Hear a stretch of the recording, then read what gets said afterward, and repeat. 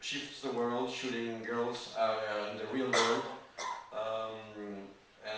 He's like the beginner of changing the way we saw things, very academically, very stiff, very beautifully, but still lifes. Then Mr. Avedon, of course, comes around and takes Munkacz's work and pushes it a little bit further.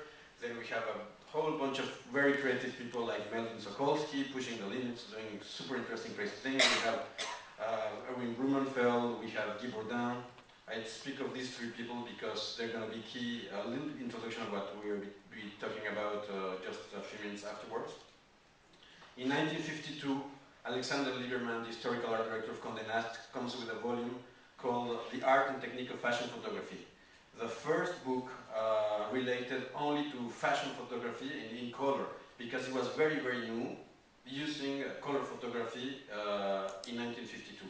So, I mean, a few years before, of course, but this fantastic book with Blumenfeld, with Irving Penn, with Rawlings, with everybody talking about fashion photography in colors, still lifes, and how they did it.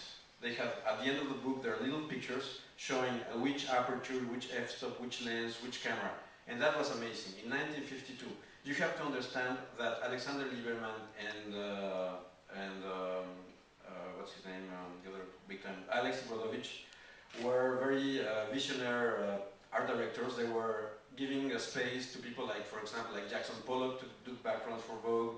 Of course, we have the whole relationship with Man Ray. All these artists collaborating with magazines at the time. There was no real division. Man Ray was shooting fashion, he was doing his artwork. Everything was very décloisonné, very open. There were no straight limits, right? And here we have Mr. Blumenfeld doing his first color Super 8 films from 58 to 64. You have to see, like, we couldn't show you because I want to show these people's work better than those guys. We could do it another time. These Blumenfeld films actually were started from a collaboration with L'Oreal in 1956-58.